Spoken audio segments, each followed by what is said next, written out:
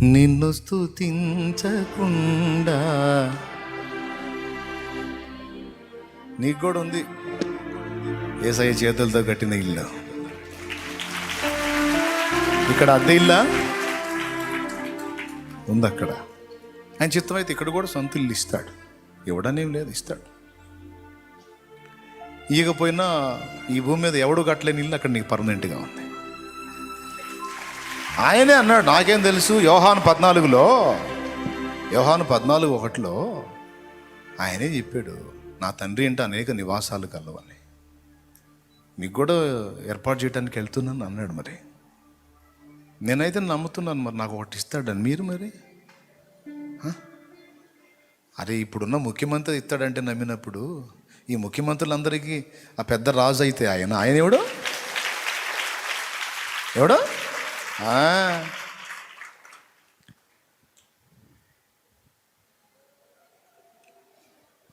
ఇస్తాడు.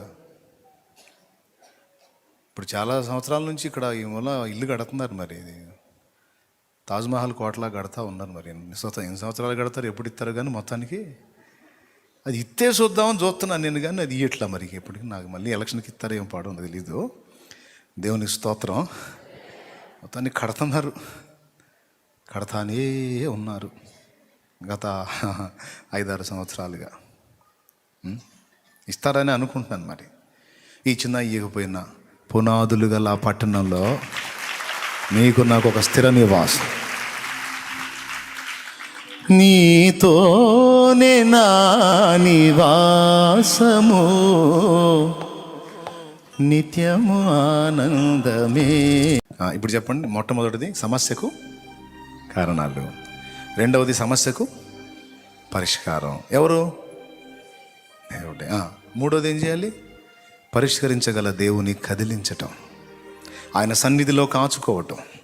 హిజ్కియా పత్రాన్ని అలానే పట్టుకొని నిలబడ్డాడు. అంతా నిశ్శబ్దం. ఆ నిశ్శబ్దంలో అసలు ఏమీ జరగనట్టుగా ఉన్న ఆ నిశ్శబ్దంలోనే జరగాల్సిన పని అంతా జరిగిపోయింది. తెల్లవారేసరికి అష్షూరు వారి దండుపాళ్యంలో ఒక్కడు లేడో. అన్ని రోజులు వేధించి బాధించి భయపెట్టిన సమస్య ఒక రాత్రి తెల్లవారేసరికి పత్తా లేకుండా పారిపోయింది. ఇప్పుడు కొట్టాలి లెక్క ప్రకారం చప్పట్లు. దేవునికి మహిమ. మళ్ళీ వెతుకుదామన్నా కనపడకుండా పరిగెత్తిపోయింది సమస్య. చెప్పండి, హిజ్కియా తిక్కలోడా, దేవుణ్ణి ఆశ్రయించినోడు వీర్రోడా? దేవుని సేవ చేయటం నిష్ఫలమా? దేవుని సన్నిధిని గాచుకునటం నిష్ప్రయోజనమా?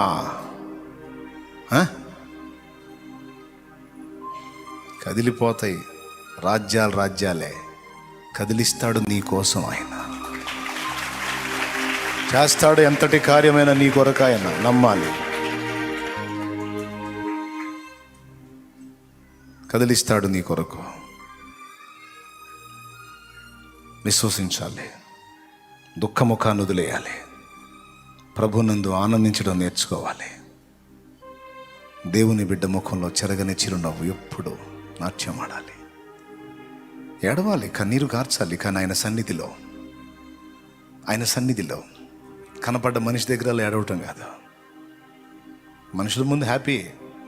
ఏదన్నా బాధ చెప్పుకోవాలంటే యేసయ్య ముందు మోకాళ్ళుని ఎంత ఏడుస్తావో చెప్పు, నీ గోడ ఎంత చెప్తావో, కదిలించు ఆయనని ఎంతగా. కానీ అక్కడి నుంచి బయటకు వచ్చిన తర్వాత చూద్దామన్నా నీ ముఖంలో విషాదం వికారం కనపడకూడదు. దీన్ని సాధన చేయి. నువ్వు పక్కాడికి చెప్పే అవసరం కూడా లేదు. వాళ్ళే వస్తారు నీ దగ్గరికి, వస్తారు.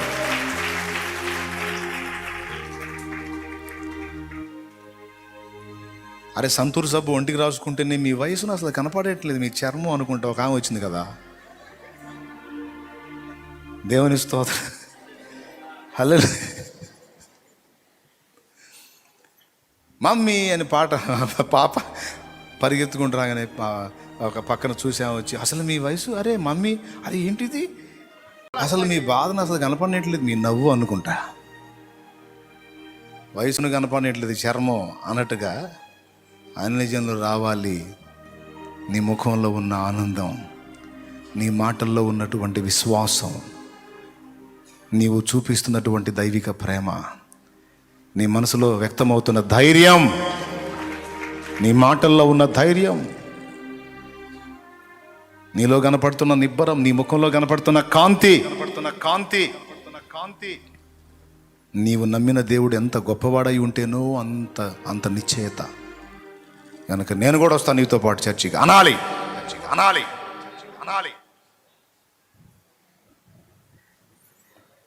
సంతోష్ సభను ఎందుకు గుర్తు చేశాను తెలుసా?